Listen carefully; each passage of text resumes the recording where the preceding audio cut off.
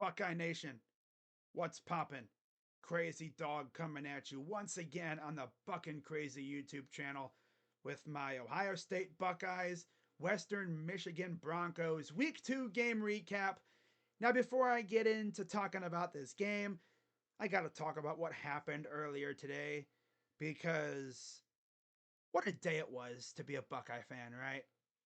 We wake up, we see Texas, led by Quinn Ewers, who once upon a time was an Ohio State Buckeye for a little bit, right? He transferred to Texas.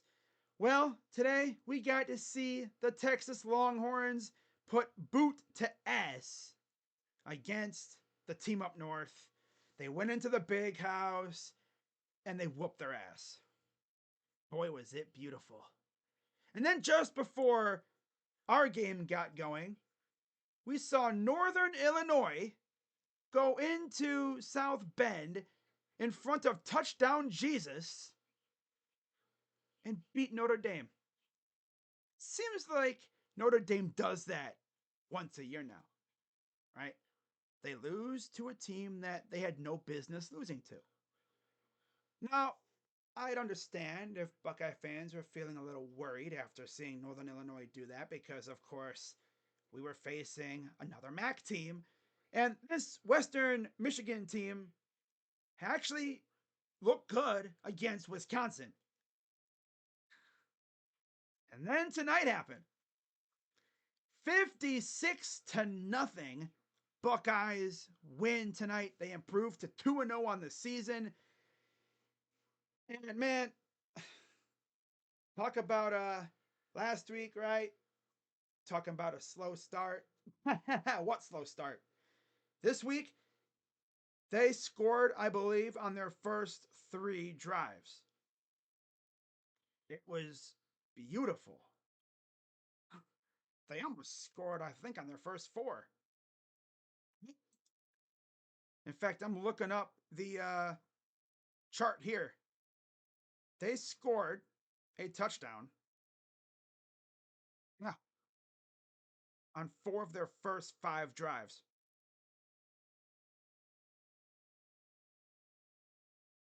And on the drive that they didn't score, a Quinshawn Judkins 80-yard touchdown run was negated due to a penalty. Of course, right? Yeah, the Big Ten refs are still the same. Always looking for targeting, and it seems like they have us under the microscope, right?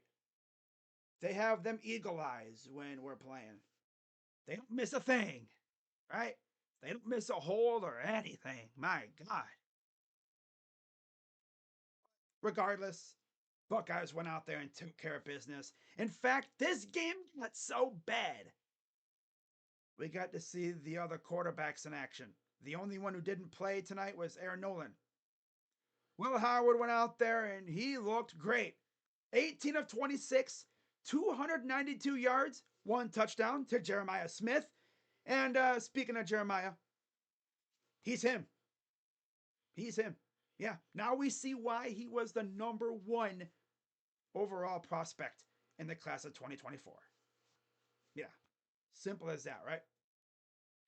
Julian Sayin even got some action. He went 2 for 2, 61 yards and a touchdown. Yep, to Bennett Christian. And then Devin Brown had a couple plays, 5 for 5, 57 yards. Didn't really do anything. I think Lincoln Keenholz even had a play or two, but again, he didn't do anything. Otherwise, he would have been on the chart for passing yards. Now, on the ground, Ohio State had 39 carries, 273 yards, 6 touchdowns. Quinshawn Judkins, 9 carries, 108 yards, 2 touchdowns. Travion Henderson, 10 carries, 66 yards, 2 touchdowns. And then James Peoples, 10 carries, 51 yards, and a touchdown. And even Will Howard had a carry for a touchdown. Because of course he had to get in on the fun. Sam Williams Dixon had a couple carries, Julian Sayin had a carry, and Devin Brown Did Devin Brown things. And then through the air, again, we got a lot of people involved. Jeremiah Smith, 5 receptions, 119 yards, and a touchdown. And Mekek Buka, a few yards shy of 100 yards himself, 5 receptions, 98 yards. Bennett Christian had that one catch, 55 yards, touchdown. Brandon Ennis, 3 receptions, 45 yards. Carnell Tate, 3 receptions, 45 yards. Jaden Ballard, Bryson Rogers, Kojo Antwi, Will Kasmerick, Patrick Gourd, G. Scott, James Peoples. My God, we were getting everybody involved. I was waiting for the walk-ons to go out there and get some action. And then defensively, they had 3 sacks. Ty Hamilton and Tyleek Williams had half a sack. So I guess you could say they tied. Boom. And then Cody Simon in his first game as the block O recipient, he got a sack. And of course, Jack Sawyer had to get a sack. Yep, Jack sack. So good stuff there. And other than that, nothing else to really talk about, right? In fact, things got so out of hand, we even saw a backup kicker, Austin Snyder. Never heard of him in my life. Maybe a walk on, I don't know. He even had an extra point. Yo, on that last touchdown, I'm like, yo, who the heck is this dude kicking? And it's Austin Snyder. So congrats to Austin. He got on the field. He actually got to play on the field at the Horseshoe. A lot of players went to Ohio State. They didn't get that opportunity. So good job, Austin. You got on the field. And of course, shout out to my guy Paramjot in the chat tonight. He put down a bet where he wanted the Buckeyes to score 56, and they did. Yep, they did. They did it for you, Paramjot. How did the Western Michigan Broncos do? You really want to know? Hayden Wolf, 8 of 15 for 71 yards. That's it. On the ground, they totaled 31 carries, 28 yards. Through the air, not much better. 8 receptions, 71 yards. As far as the Buckeyes go, 25 receptions, 410 yards, and 2 touchdowns. Yep. They did get 2 sacks, but who cares? Now, for anyone who really wants to get into the deep stats, right? The overall team stats. Ohio State, 30 first downs. Western Michigan, 6. 6 first downs the entire game, 0 in the second half. Total yards, oh boy, 683 for the Buckeyes, 99 for the Broncos. Damn. Oh yeah, rushing yards. Buckeyes, 273. Broncos, 28. Penalties, oh my God, 6. We had 6 penalties for 58 yards. They had 1 for 2. And then both teams did a great job taking care of the ball, believe it or not. Otherwise, the score would have been even worse, honestly, because you didn't want to give this Buckeye team any more possessions to score because they probably could have. And then possession-wise, we had the ball 34 minutes and 36 seconds. They had the ball 25 minutes and 24 seconds. So, yeah, whatever. You know, Buckeyes took care of business like they needed to. They didn't let Western Michigan hang around for a second. They saw that Northern Illinois game and they were like, we're not letting that happen tonight, Buckaroo. Not tonight at all. We're putting these guys away instantly. Just like I said in my preview, I was like, hey, yo, what I need you to do is essentially go out there and score every drive to start the game. And they did. Listen to me. Like I said, they should have scored on their first 4 drives. But flag. Every time we have a big play, flag. Because the refs, I said this during my stream, they legit nerf us. They're like, whoa, you guys are too good. We're gonna, nerf you guys a little bit. Otherwise, you guys probably score 70. We probably could have too, if we really wanted to. That's why, if I was an opposing coach, I would not try to, piss off Ryan Day because this team could legit score 70 on someone. This offense is going to be very hard to stop. Like, legit. Now, getting into my post game observations. First one, obviously, Jeremiah Smith is only a freshman. He's doing this as a freshman. What he's going to do as a junior. It's going to be like DeAndre Hopkins, man. My God. He's a Buckeye. Now we see why Gators and Hurricanes fans wanted him so bad. And of course the Seminoles too, but yeah. Now we see why those teams wanted him so damn bad. Right? My camera froze. Hold up. I love when it does that. Hang on. Here we go. Alright, we back. Sorry about that. I don't know why my camera's been doing that lately, but yeah, Jeremiah Smith is only a freshman. Imagine what he's gonna do when he becomes a junior. It's gonna be fun. Number 2, Buckeyes have a top 5 rushing attack.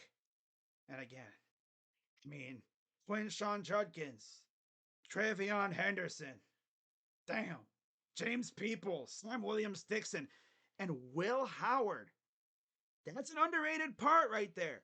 Will Howard is not afraid to run the ball. We saw the Buckeyes out there utilizing the RPO. You don't know where that ball's going. The poor camera guy, man, oh my God. There was a couple times he didn't know where the ball was. He was following the running back, and the running back didn't even have the ball. Imagine the defense, man. You thinking the running back has the ball. Meanwhile, there's Will Howard scrambling to his left with the ball in his hand. That was so funny. He did it a couple times. Yeah, until finally the cameraman caught on. He's like, oh, there's the ball. And then number 3, this is the big one. This team is deep on defense. Not just deep, but also very good. Even the backups are really good. Right? Of course, the backups are mainly like freshmen and stuff, but yeah, they are really good. And with this longer season, because of the expanded playoff now, depth is important, especially on defense. And this Buckeye team can run a gauntlet on opponents. They could constantly refresh guys, and switch them in and out, rotate them in and out, keep them fresh for the season. And we could still keep attacking you. But yeah, I love to see it, man. Now, getting into my MVPs for the game. On offense, I had to go Quinshon Judkins. I said during my stream on the main channel, it's like, this dude gave me Kareem Hunt vibes. When he gets an open space, you're not going to catch him. He should have had, 3 touchdowns or something today? Should have had an 80-yard touchdown run, but they, of course. And then on defense, I went with the whole D-line because they were wreaking havoc all game long. They shut down the Broncos' rushing attack. They couldn't do anything on the ground, and they were getting pressure on the quarterback, and unfortunately no turnovers, but hey, didn't really matter. By the way, I didn't even know this, but they showed a graphic during the game. The Buckeyes actually lead the nation in turnovers, or was it turnover touchdowns or whatever? Like defensive touchdowns or something since 2021. No, did not know that. That's awesome. But yeah, this game was an honest laugher, but it's Western Michigan. People are going to say, it's Western Michigan, settle down. This is the same team that took Wisconsin to the limit last week. And look what we did to them. Gonna be fun. Now, I believe we have a bye week. And then we play Marshall. Oh, boy. Really can't wait for that, right? In fact, for those wondering what our upcoming schedule looks like, yeah, we have a bye week, and then we get Marshall at home. We go to Spartyland, East Lansing. We host Iowa, and then that big matchup against Oregon, followed by Nebraska, who beat Colorado tonight. And then we have Penn State. That's going to be a fun stretch right there. Iowa, Oregon, Nebraska, Penn State. Ooh, boy. That's going to tell us a lot about the Big Ten. You know, who else is up there with us right now, right? So that's all I got for this one. You know, keeping this sort of short, what, 15 minutes? Not necessarily short, but very sweet though. So yeah, let me know what you guys think of how the Buckeyes did tonight. And got a bye week now. Now, am I going to be posting any videos? Probably not, unless we get a commitment or something. But yeah, no preview upcoming this week for the Buckeyes, which will be nice. You know, get to take the week off and relax. That's cool. Get to just sit back and hate watch on the Wolverines or whatever. But that's gonna wrap it up for this one, guys. As always, I'm Crazy Dog Sports coming at you on the Buckin' Crazy YouTube channel. Let's go, Bucks. OH, I'm out. Bye bye.